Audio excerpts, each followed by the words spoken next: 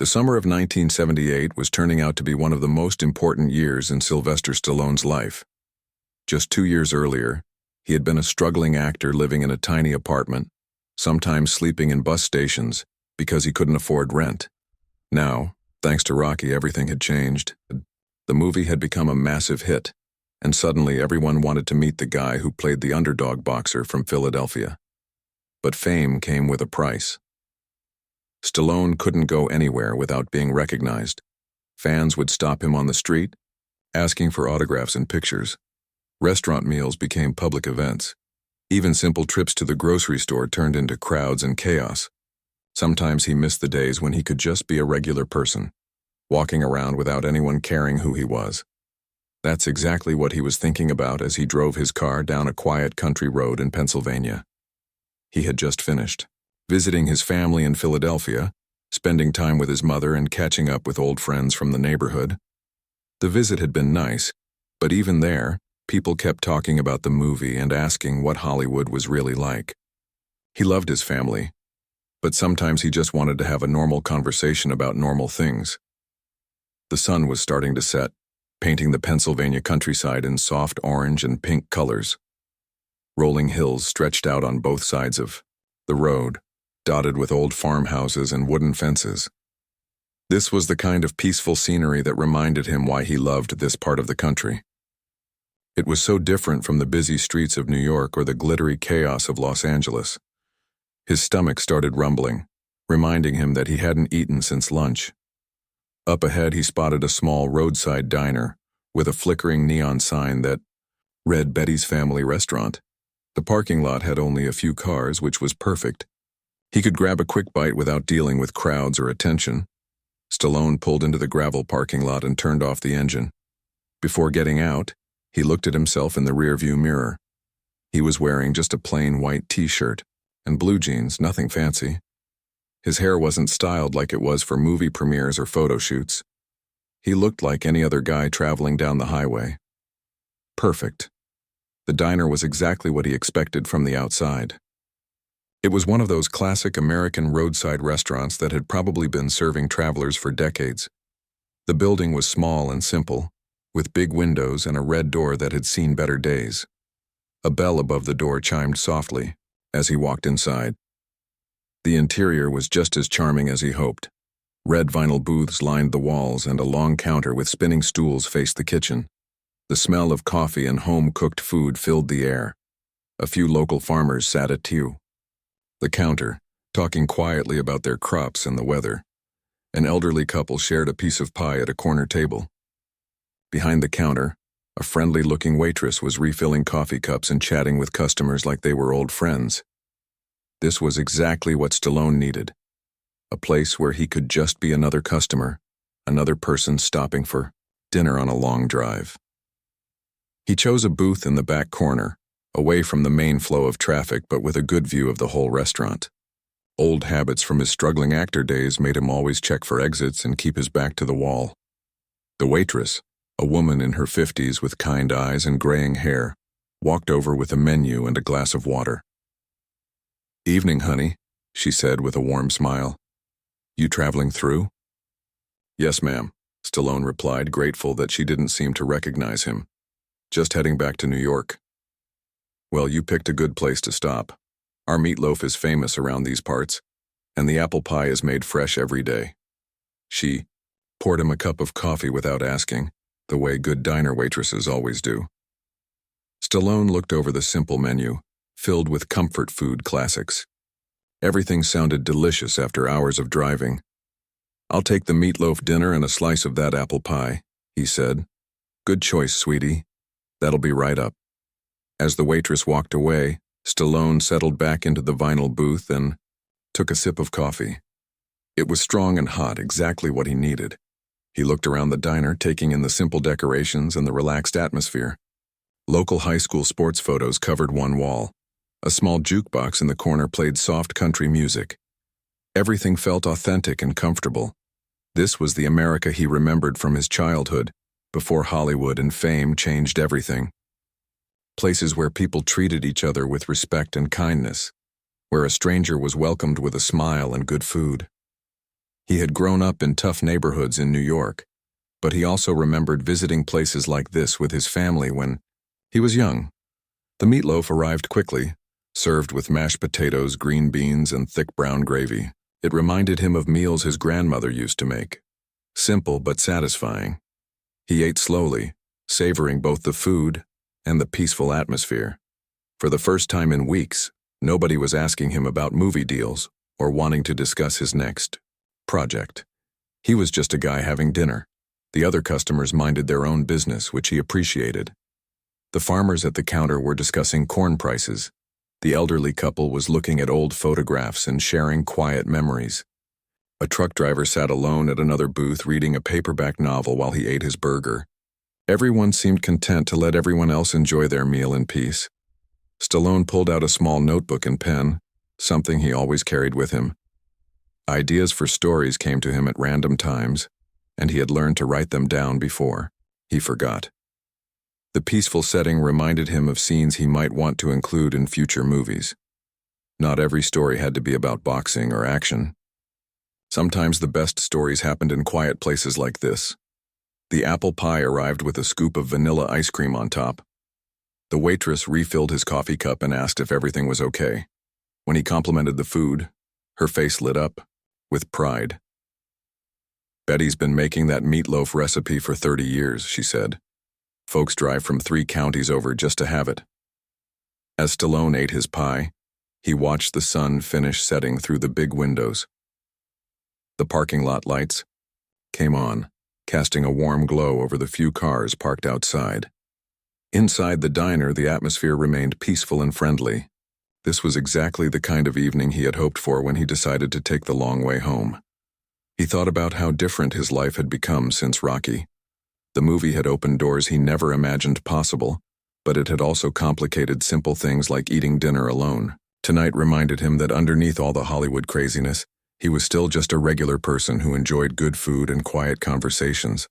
The coffee was warm, the pie was delicious, and for once, nobody wanted anything from him except payment for his meal. It was exactly what he needed before heading back to the complicated world of agents, scripts, and movie studios. Little did he know that this peaceful evening was about to take a very unexpected turn. The peaceful evening at Betty's family restaurant was about to change in the worst possible way. Stallone had just finished his apple pie and was considering ordering another cup of coffee when he heard something that made his blood run cold. The deep rumbling sound of motorcycle engines filled the air, growing louder and louder as they approached the diner. At first, it was just background noise, the kind of sound you might hear on any highway. But this was different. These weren't just a couple of riders passing by. The engines had an aggressive, intimidating quality that seemed to shake the very walls of the small restaurant. The sound got closer and closer until it was right outside, then suddenly stopped. The cheerful conversation at the counter died instantly. The elderly couple looked up from their photographs with worried expressions. Even the truck driver put down his book and turned toward the windows. Everyone in the diner seemed to sense that trouble had just arrived. Through the large front windows, Stallone could see 7 motorcycles parked in the gravel lot. They were big, loud machines, painted black and chrome, with custom modifications that made them look even more menacing. But it wasn't the bikes that concerned him. It was the men climbing off them. The bikers moved with the swagger of people who were used to intimidating others. They wore leather jackets covered in patches and symbols that Stallone couldn't read from his corner booth, but he could tell they were gang colors. Their boots crunched loudly on the gravel as they walked toward the diner entrance, laughing and talking in voices that carried easily through the quiet evening air. The first one through the door was clearly the leader. He was a massive man, easily 6 feet tall and weighing well over 200 pounds.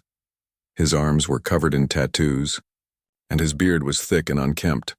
A leather vest with various patches hung open over a stained t-shirt. The others followed behind him like a pack of wolves, each one looking rougher and more dangerous than the last. The bell above the door chimed cheerfully as they entered, but the sound seemed almost mocking now.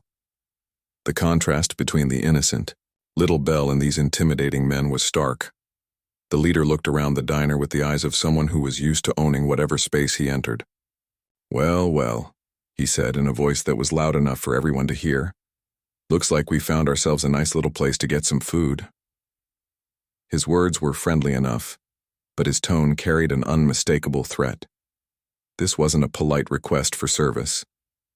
This was a declaration that they were taking over.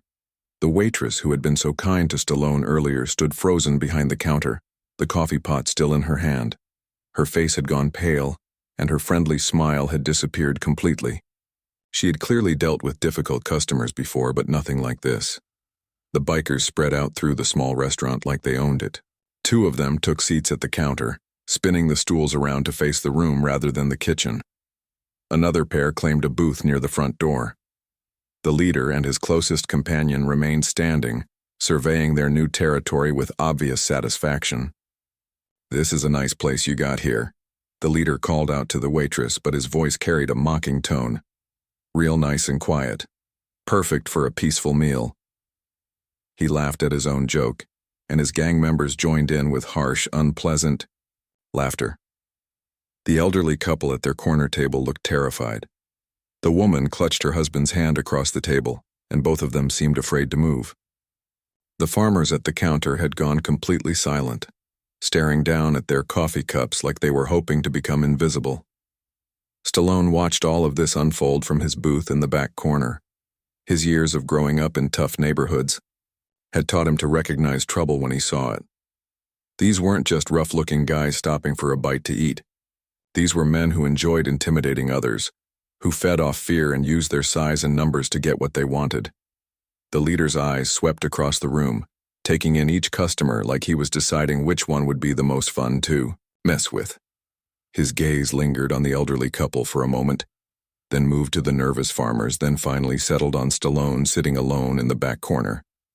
Even from across the room, Stallone could see the man's eyes light up with interest. Here was someone who looked like he might be worth their time. A lone traveler, probably from out of town, sitting by himself with no one to help him. In their minds, he was the perfect target. "Hey, boys," the leader said to his gang, nodding toward Stallone's booth. "Looks like we got ourselves a visitor from out of town, all by himself too. Isn't that sad?" The other bikers turned to look, and Stallone could see the cruel anticipation in their faces. They were like predators who had just spotted their prey. This was clearly something they had done before, probably many times. They had their routine down to a science. Stallone kept his face calm and continued sipping his coffee, but inside, his mind was racing. He had several options. He could try to leave, but they were blocking the main exit, and there didn't seem to be a back door. He could try to call for help, but this was long before cell phones, and he doubted the local police could get there in time anyway. More importantly, he looked around at the other customers. The elderly couple, the farmers, the truck driver, the kind waitress. These were good people who didn't deserve to be terrorized just because they happened to be in the wrong place at the wrong time. If he left, these bikers might turn their attention to them instead. The leader started walking towards Stallone's booth, his heavy boots thudding against the linoleum floor. Each step seemed to echo through the now silent diner. The other customers watched in fearful silence, probably grateful that they weren't the ones being targeted, but also horrified at what they were about to witness. "You know what I like about small towns?" the leader said as he approached, speaking loud enough for everyone to hear. "People here are so friendly, so polite. They understand how to treat visitors with respect." He was now just a few feet away, from Stallone's table, close enough that his size and presence dominated the space. The other gang members had positioned themselves strategically around the diner. It was clear they had done this before.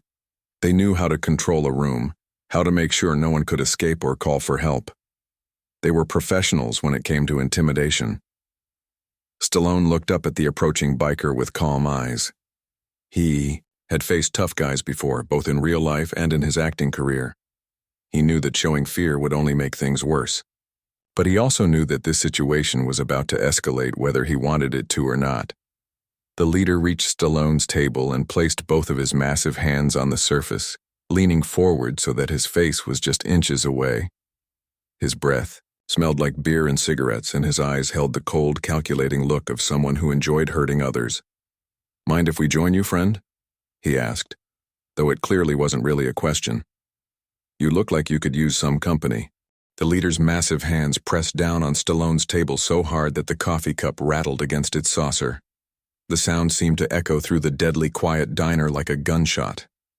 Everyone was watching now, too scared to look away, but too terrified to help. "I asked you a question, friend," the biker said, his voice getting harder and more threatening. "Mind if we sit down? This looks like a real nice spot you got here." He gestured around the small booth with exaggerated politeness that fooled no one. His gang members chuckled darkly from their positions around the restaurant. Stallone looked up at the man calmly and spoke in a steady voice. "I'm just finishing my dinner and heading out. There are plenty of other tables available." He kept his tone respectful but firm, hoping to diffuse the situation without backing down completely. The leader's face twisted into an ugly smile. "Oh, but this is the table we want. See, my boys and we've been riding all day. We're tired, we're hungry, and we want to sit somewhere comfortable. And this here is the most comfortable spot in the whole place." One of the other bikers, a skinny man with greasy hair and missing teeth, laughed from across the room. "Yeah, and besides, city boy, you look like you could use some real company. Some real men to talk to instead of sitting there all alone like some kind of loser." Stallone remained calm, but inside he was carefully assessing the situation. 7 against 1. No way out except through them. Innocent people in the line of fire. These weren't just rowdy guys having fun. These were predators who enjoyed making others suffer, and they had chosen him as their entertainment for the evening. "Look," Stallone said, still trying to keep things peaceful. "I don't want any trouble. I'll pay for my meal and leave. You can have the whole place to yourselves." The leader slammed his hand down on the table even harder this time, making the silverware jump and the remaining coffee slosh over the rim of the cup. "Did I say you could leave? Did anyone here say you could leave?"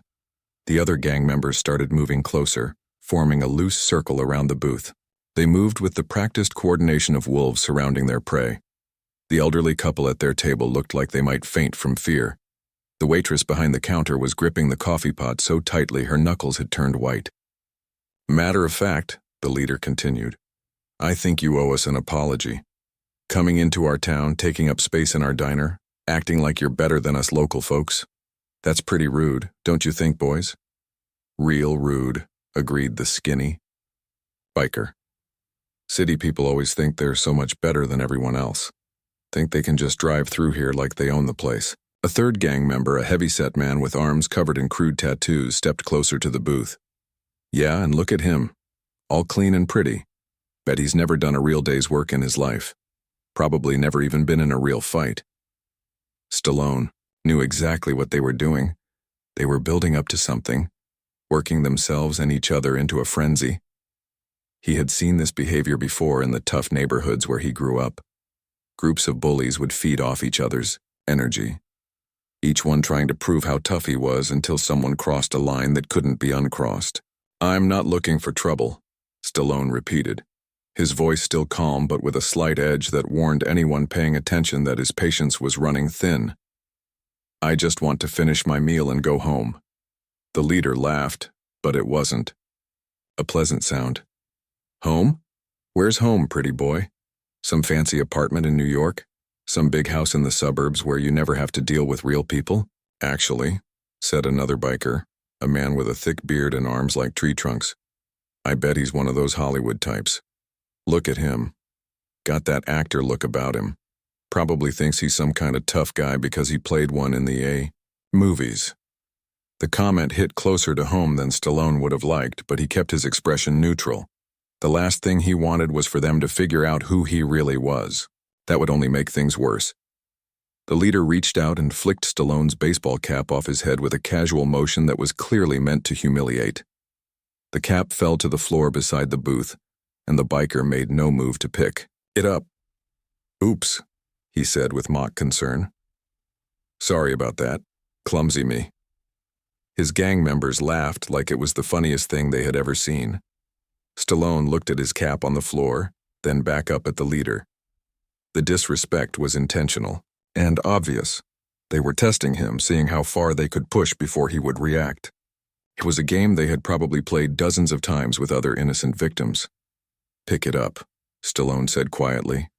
The leader's eyebrows shot up in surprise. "What did you say?"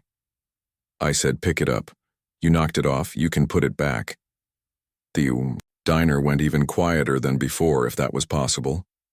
Even the gang members seemed surprised by Stallone's response. Most people would have just let it go, too scared to stand up for themselves. But Stallone had drawn a line in the sand. The leader's face flushed red with anger. "You got some nerve, city boy. You think you can give me orders? In my own town?" "It's not about orders," Stallone replied, his voice still calm but getting harder. "It's about basic respect, something you might want to learn about." That was the wrong thing to say. The leader's face twisted with rage, and the other bikers started muttering angrily among themselves. They surrounded the booth completely now, blocking any possible escape route. The heavyset biker reached over and accidentally knocked over Stallone's coffee cup, sending the hot liquid spilling across the table and onto his shirt. "Oops," he said, copying his leader's earlier comment. "Clumsy me, too." Stallone stood up slowly, coffee dripping from his shirt. He was still trying to keep the situation from exploding, but they were making it harder and harder. The hot coffee had burned slightly, but he ignored the discomfort. "Now, look what you did," the leader said with fake sympathy. "Got yourself all messy. Maybe you should take that shirt off and let us help you clean up." The suggestion was clearly meant to humiliate him further, to strip away his dignity in front of the terrified customers. It was a classic bully tactic, designed to make the victim feel powerless and afraid. "I think I'll keep my shirt on, thanks," Stallone said. The skinny biker moved even closer, close enough that Stallone could smell the beer on his breath. "He thinks he's too good for our help, boss. Maybe we need to teach him some manners." The leader grabbed Stallone by the front of his coffee-stained shirt, bunching the fabric in his massive fist. "Yeah, maybe we do. See, around here we got our own way of dealing with stuck-up outsiders who don't know how to show proper respect." Stallone could feel the man's knuckles pressing against his chest. The grip was strong and threatening, designed to make him feel helpless. The other customers watched in horror, knowing they were about to witness something terrible but too scared to intervene. The moment had finally arrived. All the posturing, all the intimidation, all the cruel games had led to this point. The leader's free hand was already starting to curl into a fist, and his eyes held the cold promise of violence. There was no backing down now, no peaceful resolution. What none of them realized was that they had just made the biggest mistake of their lives. What the Iron Wolves motorcycle gang didn't know about Sylvester Stallone could have filled a book. They saw what they wanted to see: a quiet guy in regular clothes eating alone, who looked like an easy target. They had no idea that the man they were about to attack had been training in martial arts for over 15 years. Stallone's journey with karate had started when he was just a teenager, growing up in tough neighborhoods in New York. His father had enrolled him in classes after he got into too many street fights, thinking that martial arts might teach him discipline and self-control. What it actually taught him was something far more valuable: how to stay calm under pressure and how to end fights quickly when there was no other choice. Over the years, he had trained with some of the best instructors in the country. When he started getting serious about acting, he realized that action roles would require real fighting skills, not just movie choreography. He had studied traditional karate, boxing, and even some wrestling. By 1978, he held a legitimate black belt and could handle himself better than most people could imagine. But Stallone had always believed that real martial arts wasn't about looking for fights. It was about avoiding them when possible, and ending them quickly when avoidance wasn't an option. He had spent the last several minutes trying to defuse the situation peacefully, hoping these bikers would get bored and move on to easier targets. Now, with the gang leader's fist bunched in his shirt and the man's other hand drawing back to throw a punch, Stallone realized that peaceful options had run out. The leader was bigger and heavier, but size and aggression weren't everything in a real fight. Training, technique, and the element of surprise often mattered more. The leader's punch came forward in a wide, telegraphed arc. It was exactly the Kind of punch that looked scary in bar fights but would never work against someone who actually knew how to fight. Stallone could see it coming from a mile away. Time seemed to slow down as years of training took over. Stallone's left hand came up in a perfect blocking motion, deflecting the incoming punch harmlessly to one side. At the same time, his right hand shot forward, grabbing the leader's wrist with a grip that was much stronger than his casual appearance had suggested. The big biker's eyes went wide with surprise. He had expected his punch to connect with a soft target, maybe knock this city boy unconscious with one hit. Instead, his fist had hit nothing but air, and suddenly his own wrist was trapped in what felt like a steel vise. Stallone pivoted on his back foot, using the leader's own forward momentum against him. It was a classic judo throw that he had practiced thousands of times in training. The principle was simple. When someone attacks you with force, you don't fight against that force. You redirect it. The leader, all 250 pounds of him, went flying through the air like he weighed nothing at all. His leather boots left the ground as Stallone's hip throw sent him in a perfect arc toward the adjacent table. The crash was spectacular. The table collapsed under the big man's weight with a tremendous bang that echoed through the diner. Plates and glasses shattered on the floor. The sugar dispenser exploded, sending white crystals flying everywhere. The salt and pepper shakers rolled across the linoleum with tiny clicking sounds that seemed incredibly loud in the sudden silence. The gang leader lay sprawled among the wreckage, groaning and trying to figure out what had just happened to him. One moment he had been about to teach some city boy a lesson, and the next moment he was flat on his back, covered in broken dishes and condiments, with every muscle in his body aching from the impact. The other 6 bikers stood frozen in complete shock. They had never seen their leader, their supposedly invincible boss, get handled so easily by anyone. The man who had terrorized 3 counties worth of small towns and backroad bars had just been tossed around like a rag doll by someone who looked like an ordinary traveler. Stallone stood calmly beside the wreckage, not even breathing hard. His movements had been so smooth and controlled that it was obvious this wasn't luck or a random accident. This was precision. This was skill. This was someone who knew exactly what he was doing and could probably do it again if necessary. The skinny biker with the missing teeth was the first to find his voice. "What the hell just happened?" he stammered, looking back and forth between his groaning leader and the man who had just thrown him across the room. "Your friend tried to hit me," Stallone said simply, his voice still calm and measured. "I disagreed with that decision." The heavy-set biker with the tattoos took a step back, suddenly seeing Stallone in a completely different light. You know how to fight?" "A little bit," Stallone replied, which was like saying the ocean was a little bit wet. He kept his stance relaxed but ready, watching all 6 remaining gang members at once. His years of training had taught him to always be aware of multiple opponents. The leader was finally starting to sit up among the broken dishes, holding his back and wincing in pain. His leather vest was torn, and his tough guy image was completely shattered. He looked around at his gang members with confusion and embarrassment. "Boss, you okay?" asked one of the bikers, reaching down to help him up. The leader pushed the helping hand away, his face burning with humiliation. He had built his reputation on being the toughest guy around, the one who could intimidate anyone with his size and attitude. Now he had been embarrassed in front of his own gang by someone they had all assumed was an easy victim. "Who are you?" he demanded, finally managing to get to his feet. His voice had lost all its earlier swagger and confidence. Before Stallone could answer, the truck driver at the other booth suddenly spoke up. He had been quiet throughout the entire confrontation, but now he was staring at Stallone with recognition dawning in his eyes. "Holy cow," the truck driver said, his voice filled with amazement. "You're Sylvester Stallone, you're Rocky." The words hit the diner like another bombshell. The elderly couple gasped. The farmers at the counter turned around to stare. Even the waitress behind the counter dropped her jaw in surprise. The gang members looked confused for a moment, then the realization began to sink in. They hadn't just tried to beat up some random traveler. They had tried to mess with Rocky Balboa himself, the guy who had fought Apollo Creed on the big screen, the actor who had become famous for playing one of the toughest fighters in movie history.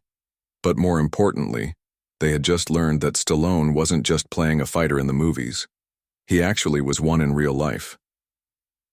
The throw that had sent their leader flying wasn't movie choreography.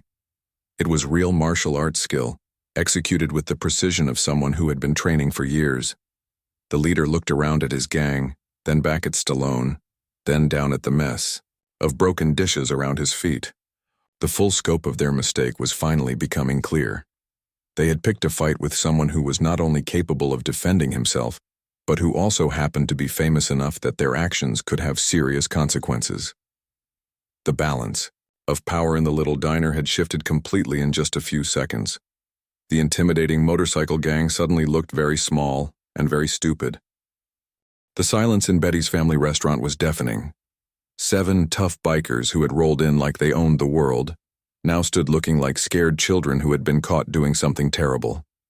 Their leader sat among broken dishes and spilled condiments, his reputation as shattered as the plates around him. The truck driver's words hung in the air like a neon sign. "You're Rocky." Everyone in the diner was staring at Stallone with a mixture of amazement and disbelief. The kind waitress put her hand over her heart. The elderly couple looked like they had just witnessed a miracle.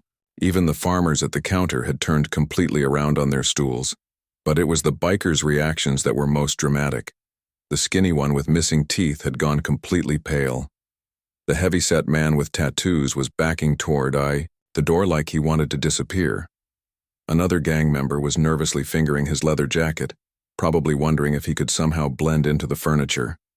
The leader finally managed to pull himself completely upright, brushing sugar and salt off his torn vest. His face was red, but not from anger anymore. It was pure embarrassment mixed with growing fear. He looked at Stallone with new eyes, finally understanding exactly how badly they had messed up. You're really him?" the leader asked, his voice much quieter than before.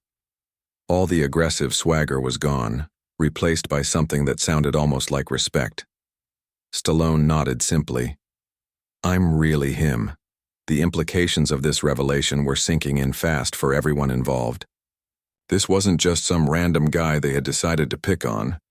This was a movie star, someone millions of people knew and loved, someone who had friends in high places and lawyers who could make their lives very difficult. But more immediately, scary was the fact that they had just learned Stallone could actually fight. The throw that had sent their leader flying wasn't movie magic or special effects. It was real skill from someone who clearly knew what he was doing. If they tried to continue this confrontation, there was a very good chance they would all end up on the floor next to their boss. One of the younger gang members, a man who looked barely old enough to legally ride a motorcycle, was the first to crack under the pressure. "Boss," he said nervously, "maybe we should just, get out of here." The leader shot him a dirty look, but it didn't carry much authority anymore. Hard to look tough when you're covered in sugar and nursing bruises from being thrown across a room. "We can't just leave," another biker muttered, but his heart clearly wasn't in it. "People will think we're scared. People are going to think a lot worse than that if this gets out," the heavy-set biker replied. "You know how many people love Rocky? You know what's going to happen to us if word gets around that we tried to beat up Sylvester Stallone?" That thought seemed to hit all of them at the same time. The Iron Wolves might have been tough guys in small-town bars, but they were about to face something much scarier than any local sheriff or angry husband. They were potentially facing the wrath of millions of Rocky fans across the country. The elderly man at the corner table suddenly found his voice. "Young man," he called out to Stallone, "I just want to say that Rocky is my favorite movie. My wife and I have seen it 3 times at the theater." His wife nodded enthusiastically. "It's such an inspiring story. We love what it says about never giving up, about fighting for your dreams." The irony wasn't lost on anyone in the room. Here were these bikers who had tried to intimidate the very person who had created one of the most beloved underdog stories in movie history. It was like trying to bully Santa Claus or picking a fight with someone's favorite grandfather. The waitress finally found her courage and walked over with a fresh pot of coffee. "Mr. Stallone," she said with a shy smile, "would you like me to clean up this mess and get you a fresh cup?" "On the house, of course." Stallone smiled at her kindness. That's very generous, but I think I should probably pay for the damage here. He looked pointedly at the broken table and scattered dishes. The leader of the bikers understood the hint. No, he said quickly, reaching for his wallet with hands that were still slightly shaking. We'll take care of it. It was our fault. He pulled out several crumpled bills, clearly more money than the broken dishes were worth. The gesture was smart for several reasons. It showed he was taking responsibility for what had happened. It demonstrated respect for both Stallone and the diner. And most importantly, it might help convince everyone involved to keep this incident quiet. I'm really sorry about all this, the leader continued, his voice carrying genuine regret now. We didn't know who you were, and even if we had, we shouldn't have. We were just... He struggled to find words that would make the situation better. You were just being bullies, Stallone said calmly, but not unkindly. But everyone makes mistakes. The question is whether you learn from them. The words carried weight because they came from someone who had just proven he could have handled all 7 of them if he needed to, but chose instead to de-escalate the situation. It was exactly the kind of thing Rocky Balboa would have said, and everyone in the room recognized it. One by one, the other gang members started offering awkward apologies. They mumbled about not meaning any real harm, about just having too much to drink, about being sorry for bothering him. None of it sounded particularly sincere, but at least they were trying to make things right. The truck driver was grinning from ear to ear at his booth. This is the best story I'm going to have for the rest of my life, he said to no one in particular. The night I watched Rocky throw a biker across a diner. You're not going to tell anyone about this, are you? The leader asked nervously, looking around at all the witnesses. The elderly woman spoke up first. We don't want any trouble for anyone, she said diplomatically, but we certainly aren't going to forget meeting such a nice young man. She beamed at Stallone like he was her own grandson.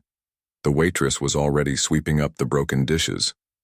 We get all kinds of travelers through here, she said with a meaningful look at the bikers. Sometimes they're memorable, sometimes they're not. Depends on how they behave. Her message was clear. If the bikers left quietly and never bothered anyone in this town again, this incident might just fade into local legend rather than becoming a news story. Stallone picked up his baseball cap from the floor and dusted it off. I think I should probably get back on the road, he said. Long drive ahead of me. The gang members practically tripped over each other, getting out of his way. They mumbled more apologies and backed toward the door like courtiers leaving the presence of royalty. The leader paused at the entrance. Mr. Stallone, he said, for what it's worth, I really did like Rocky. Great movie. Stallone nodded acknowledgement but didn't respond. Some apologies were better left simple. As the bikers filed out, their motorcycle engines sounded different than when they had arrived. Instead of aggressive and intimidating, they just sounded like people in a hurry to leave. The 7 bikes pulled out of the gravel parking lot much more quietly than they had arrived. Through the windows, everyone watched the taillights disappear down the highway. Only then did the normal sounds of conversation gradually return to the diner. Stallone left a generous tip for the waitress and paid for his meal. The other customers approached him one by one, asking for autographs and sharing how much his movie had meant to them. He was gracious with everyone, signing napkins and posing for a photo with the elderly couple using the truck driver's instant camera. As he walked toward the door, the waitress called after him. Mr. Stallone, thank you for not letting those men hurt anyone tonight. He turned back with a genuine smile. Thank you for the best meatloaf I've had in years. The little bell chimed cheerfully as he left, and the peaceful evening was restored to Betty's family restaurant.